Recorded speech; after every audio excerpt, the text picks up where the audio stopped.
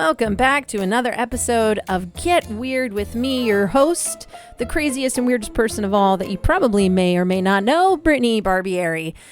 Thank you so much for tuning back in, guys. I needed to take about 2 weeks off. I had a lot of stuff going on behind the scenes, some stuff that I really can't wait to share with you when I'm allowed to share it. And then on the other side note, it was spring break. And we all know how that goes. As a parent, kids are home screaming, and we did some traveling, had some stuff in the books to do while they were on spring break, and I was not at home in my studio as I am now. So it was a well-needed 2 week off, and I really hope that you guys, if your kids were out of school, you were able to live it up and have fun. I know we did. We tried to make the most of it, that's for sure, and I'm glad we did. The kids certainly seem to have had a good time, and really at the end of the day, that's all that matters. So now it's me. And you know that I just love the weird, and I am weird, so you're welcome. But on this podcast, as you know, I share a lot of personal theories and investigations, as well as certain cases and stories that have kind of enamored me over the years, being in this for over 20 something years. And I have one case that I actually shared with my kids this past spring break. And it's one, we were talking about England and Scotland and of course Loch Ness and all these really cool mysteries that are around the world. And there was one that my kids, I had wanted to share with them for a long time, and that was called the Green Children of Woolpit. I had done a deep study on the blue people of Kentucky and learning about, basically their background and how this mutation happened within their own DNA that caused this blue skin mutation. And in some cases, science still hasn't 100% proved why this happens.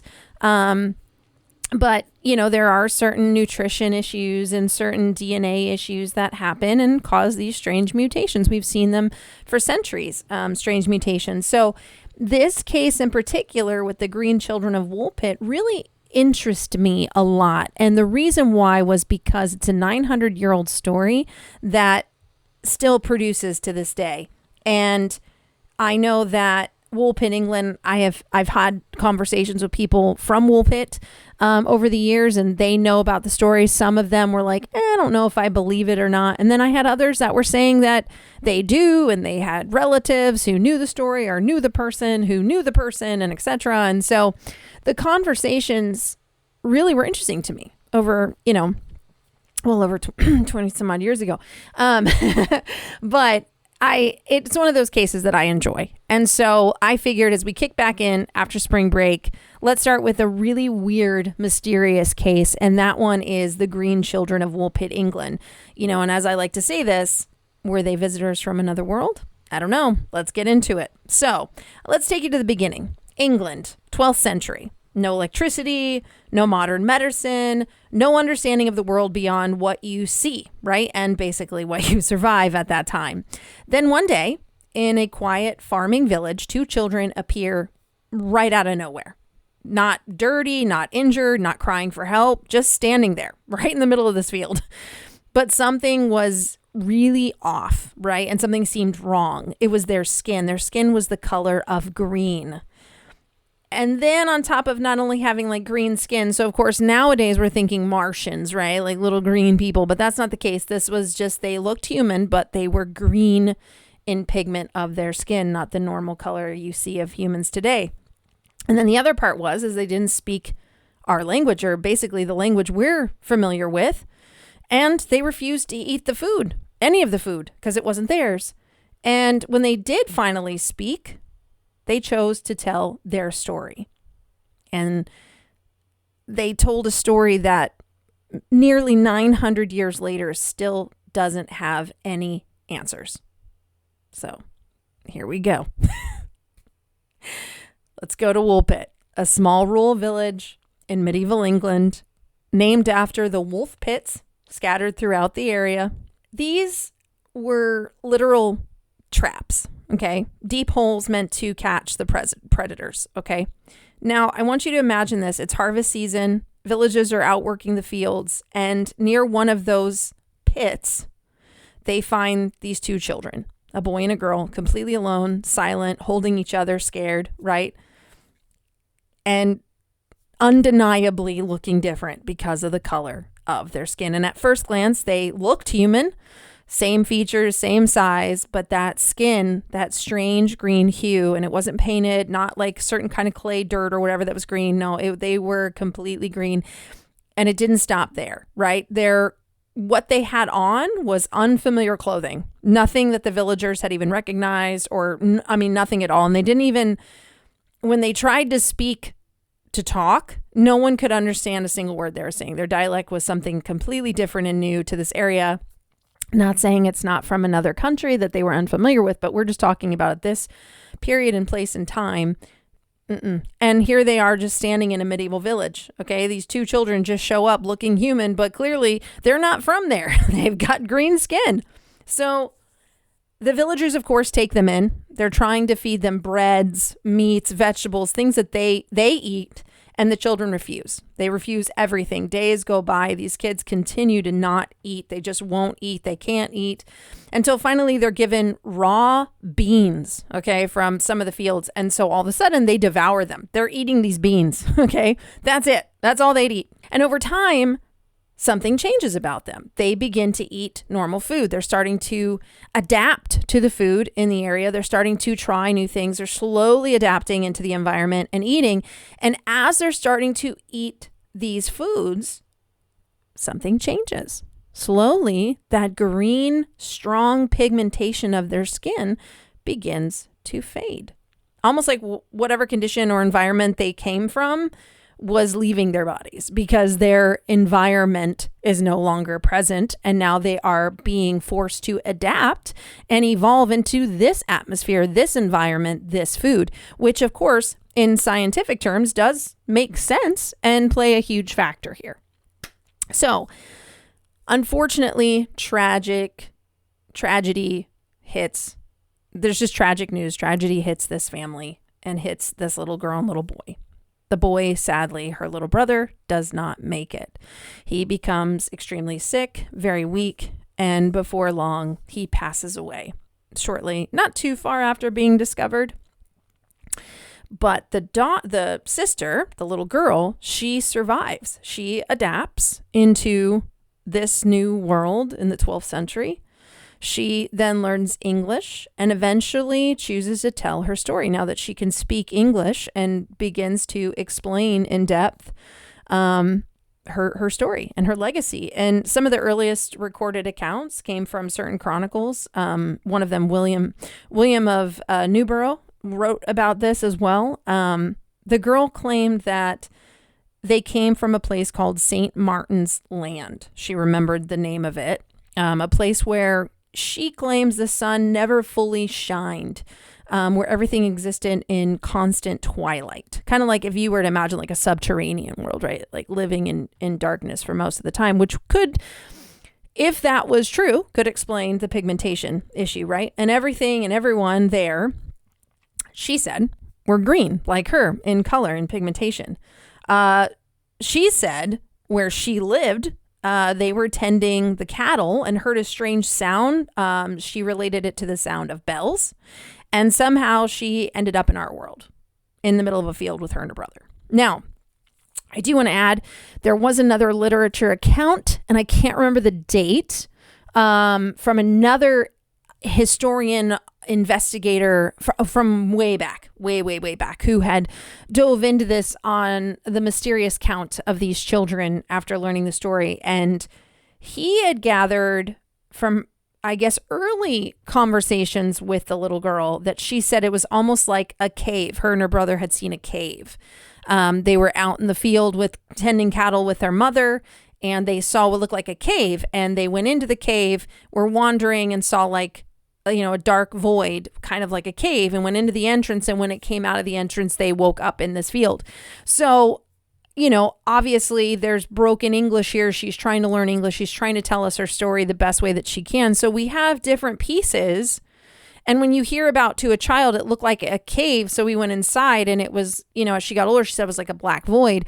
That sounds like a portal or a wormhole, like opening up, something sci-fi, science fiction, but that was how she described it. And so we have different people that had studied this story, the ones that believed this case to hold merit and to be real, basically say they saw something, they went into it, and it transported them here, very much like a portal that opened up. And, listen, as history goes to show, we have thousands of reports of alleged portals that have opened up in our history, and they were written about. So I'm not going to just check that off as a, little girl's imagination. That very well could have happened. I'm pretty open to it. Hey, let's get weird. You know what I'm saying? So I'm going to step back here for a second with all this information, because this is where it gets really interesting to me. So we can try and explain a lot of this away. And I know that a lot of people have. Some of those people, some have claimed that they were orphaned children from another country. That's why we didn't understand their language. They were malnourished. That's why they looked the way they did. They were fighting anemia. That would explain the green color of their skin. The language was just an unfamiliar dialect to the area. Something maybe that they had learned in broken English or broken communication to one another because they were so young, so okay. For sure, those explanations make sense on paper, right? So, or in a book or in literature or in a conversation with somebody, I could be like, yeah, you know what? Scientifically, analytically, that makes a lot of sense. But for me, I think past that, right? Because sometimes when we look at these cases, they're not so black and white. We sometimes have to read between the lines and look at the gray factors. It's not always just cut and dry with some of these cases. And I know a lot of people just want to kind of have the ultimate answer because they feel that they're so, well educated and they have all the answers. But you could be the best book smart person, right? But that doesn't mean that you're street smart. Sorry, just calling the facts. And so we have to say, yes, we can look at this with an analytical perspective or a scientific perspective, but sometimes science cannot prove everything. And we have to take a step back and be willing to accept that some things we just cannot explain. And some things are left to be mysterious for a reason, and we may never have the answers. And that's what makes it so incredible. So for me, here's the thing. Those simple explanations on paper don't explain everything, right? They don't explain the sudden appearance. Where did these kids just poof come out of the ground from? You would see 2 green kids walking around like these people are in the field all the time. You'd be like, oh my gosh, where are these little green babies? I mean, come on, let's think about that, right? And the consistency in this story, it has not changed. The same information that this girl provided until her death has never changed. Everything stayed consistent within the story. Everything. So for me, if it's just a well-fabricated lie, over time there would be added pieces to this story. There would be changes to her story on her deathbed confession, or there'd be all these different things, and there's never been. People have tried to pull this apart and destroy the amazing mystery of it because they all want to have the answers and they all want to be, I was the person that solved this mystery. But all they're doing is hurting the true factor of what an incredible mystery and story this was. Whether these kids, honest to God, just were purely malnourished. And I'm not saying that they aren't, right? But maybe where they come from or whatever country or land that they came from, maybe they were forced to live underground at that time. We have no freaking clue. We don't know. Did you live in the 12th century? I'm just curious. Okay, so that's how I end that. And then the other part is the twilight world aspect, where they said like the light barely was out. And so if you look even in Alaska today, they have seasons of freaking daylight all day long, and then there's places where we have nighttime all day long with maybe 2 hours or 3 hours of sunlight. That's living twilight all day long. So I'm not going to push this out. We're talking 12th century. We're talking way back before any of us were alive. So let's not just jump to conclusions that we know everything about everything, because we weren't living there at the time. Just saying. So to me, it doesn't explain everything, right? So why this story has survived nearly 900 years? Because stories don't last that long unless something about them feels real or true, right? So the bigger question here is, what are we really looking at, okay? Was this a misunderstood medical condition? Possibly. Lost children trying to make sense of a trauma or something that happened to them, right?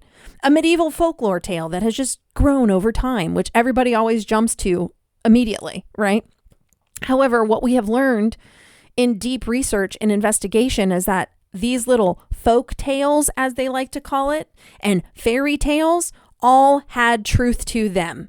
There was 100% truth to them, but over time was added in fluff to keep kids in their rooms so they didn't escape at night and get hurt in the woods with the beasts and the, you know what I mean? Like, but there was still some truth to it. So we have to look at that truth. We have to peel the layers back like an onion to discover that truth. And so we also have to look at, was there something else entirely happening here? Something else entirely. Was it a doorway to another unknown world, a slip between worlds, another dimension perhaps, a place that does exist, but not in our timeline or on our planet as of right now? Because even if a fraction of this story is true, then at some point in history, 2 children didn't just get lost. They crossed over a timeline through a strange portal that opened up between dimensions or dimensional worlds. I mean, we're talking about, I full blown went into this deep research for like a year on this case. I went back into old maps trying to see if there was any islands or lands named St. Martin Land at any time. And I will be honest with you folks, if you go back to some of these old world maps, there was Martin's Island and like a couple other things that I was like, well, maybe that's it. Maybe they came from there. And there really was like this strange, portal that opened up on our planet and these kids like shot out through it. I mean, who freaking knows? But if you go back and for me, that's what I do. I love deep research in my free time. I don't just go to Google and listen to some guy who wrote an investigative blog. No. I like deep dive. I contact people that have lived there, who might know some more history about it that hasn't been written about from somebody's, Googling. And so I'm like, no, I need to know people boots on the ground that are living there and experiencing this or have experienced this or have been told this story by their family. Because Woolpit, England even has like a picture of the green kids. Like they're known for this, and so it's really important to me that we learn about it from people that have lived there, that might have some extra things like historians, which I had the pleasure of talking to many years back about this case. And there were key factors in it that had never really been written about that I was like, well, this is really cool stuff. Like this is what people need to know about. This is what people need to hear about from you, And I think that's what's important. And so at the end of this, these are the takeaways, right? 2 children appear in a field out of nowhere. One dies, one stays alive, all the way, gets married, has kids, and dies, right? The only explanation we have is this story that they literally say they came from a place where the sun never shines. Okay, so the question is, where did they come from? Another village, another time, another world, or something we don't even have a name for yet, because maybe it's from the distant future even. Like, I know that's going to twist some minds, folks, but hey-o, Interstellar, it could have come from the future, and St. Martin Land doesn't exist yet because it exists in the future, and they freaking slipped in time into the past. I mean, I'm one of those people that sometimes, even though it seems science fiction, there could be truth to it, and I think we need to pay attention to that. So I maybe it's exactly how it's supposed to stay, right? Maybe it's just supposed to be this incredible story about these beautiful, incredible children known as the Green Children of Woolpit. And their story is to remind us that we don't have all the answers about the universe. We don't freaking know anything about anything. And as much as we want to say that we do, we really don't. And I think that the takeaway for me is we aren't supposed to always have the answers. And it comes down to our own belief system and our own faith and our own guidance in this life about what we choose to believe in and what we don't. And I would never tell somebody what to believe. That's not my purpose or my life. I will be more than happy to share my theories, my thoughts, my beliefs, whatever, right? Whatever guides me. If you want to know, I'm more than happy to share it with you. But I don't feel it's my job to demand that you believe a certain which way, or for me to say, you have to believe this because look at my research. No, I don't want that for you. I would prefer you not take my word on it or listen to these authors, right? Like, I want you to feel free to do the research on your own. Go back, research and reach out to people that are still telling this story from England, from those people that had some kind of, place in that story or grew up in Woolpit and heard about this story growing up about the Green Children of Woolpit, and take it from them. Don't just take someone's advice online or somebody who wrote a blog on Google or who did a really great reel or short on YouTube or TikTok. Like, I'm sorry, that's not true work, When you investigate, you got to pull back those layers. And those layers are not as simple as you think they are. And I know that we think, the World Wide Web has helped us so much. It has, but it helps us in a way that we still have to learn how to know how to properly investigate any case or claim. We cannot just go online and read a bunch of articles. We have to be able to put on our glasses and strip away and go, okay, if the internet was not a privy to me, how would I go about doing this? Who would I reach out to? Who would I talk to? In a lot of cases, that might be a handwritten letter to somebody or an address that you might get out of a heading or a story. I mean, and I know that seems really old school and ridiculous. It is. And nowadays we have emails or access to people, and there's a really cool pub in Woolpit. And so there's a lot of history there, and it's some of the greatest mysteries on our planet that people won't look into, or they'll just take it at face value and be like, oh, it's just, I have all the answers and I know everything. And let me tell you what I think that this is, and yada, yada, yada. And that's just not the case. That's just not the case. So I know I've rambled a little bit at the end of this, but I want you to do yourself a favor.